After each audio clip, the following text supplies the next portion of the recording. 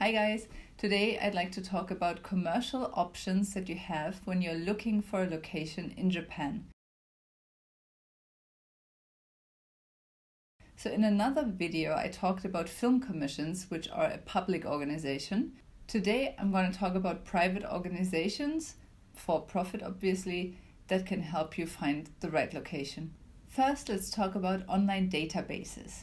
So a database has a long list of locations, they have photos, they have explanations, they have the contact details of that specific location or of a location agent. They are usually a bit stronger when it comes to locations in Tokyo or in other big cities, and a little bit weaker when it comes to locations that are somewhere in the countryside. So for those, I guess film commissions or a local agent would be the better option. The two biggest sites I know are satsuenavi.com and lokanavi.com. Both of them are for free, so let's talk about how they differ. I think for foreigners who are looking to shoot in Japan, satsuenavi.com is a pretty good place to start because they do have an integrated Google Translate bar on their website. That means that you'll be able to read all the descriptions and explanations, everything in English.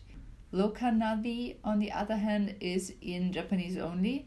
On the site itself, it says that they're usually used by television series or entertainment programs. I guess that is because the prices are kind of high. Overall, you can say that these online databases, they cater towards professional shoots, meaning shoots that have a certain level of money. So if you are a micro or low budget filmmaker, you may find that many of the locations on these sites are a bit too pricey for you. That being said, the databases are free of charge to use. They are just a tool for you to connect with the locations themselves. So there is no person that will go in between you and the location. They just give you the contact details so you can call up the location and make your own arrangements. So if you feel that the price is just a little bit more than you are willing or able to pay, call up the location, talk to the location directly, and these things you can kind of find compromises on. Also, it gives you a pretty good idea of what is a normal hourly rate for what kind of location in Japan, because while they are expensive, they are not like vastly overpriced in general. So if you want to get like an overview about like what kind of location usually costs what per hour, it's a good place to start. Another commercial option when you try to find a location is to go through a location agent. Location agents are for-profit private companies that either manage locations directly or they are kind of like a renting agent for locations. That means that they go in between you and the owner of the location.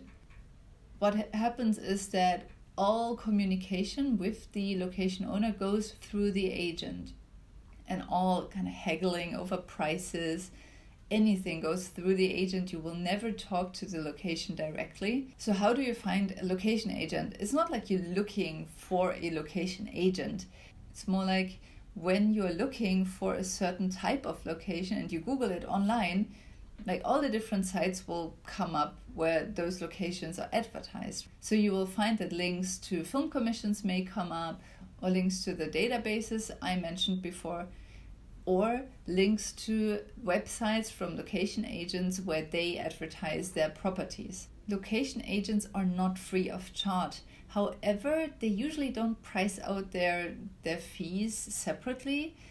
They take a cut from the rental agreement. So you can imagine that these agents are not very incentivized to cut you a good deal because they would take away part of their own income. That being said, in all fairness, I have met quite a few location agents who, when you tell them that you are an indie filmmaker or that you're doing a low budget project and you just don't have the money, they try to figure out a good deal for you. In Tokyo, location agents usually only manage the properties that they have on their websites, but if you go to the countryside, they can be really resourceful in finding other locations that you need as well. So especially in cases where the local film commission isn't as effective as you had hoped, a local location agent might be a good way to go. Another place to look for locations online are rental space sites. There are a number of online services in Japan where you can look for spaces. It's usually workspace, right? But especially when you want to shoot a scene in a meeting room or kind of office setting, or when you want to use a simple apartment or house, or even cafes, restaurant, bar kind of locations, you can find them on these sites. All of these sites have special categories for spaces that you're allowed to film in. So when you look at locations, make sure you're looking only at those rental spaces that you're allowed to film in. Some of the biggest rental space sites in Japan would be Space Market, you got Spacey, and you got Instabase. Those are 3 that I've used in the past. All of those sites are in Japanese only, and you need to register with them before you can use them. Be aware that most of the locations that you can find on these sites, although they allow you to film there, they are not professional studios.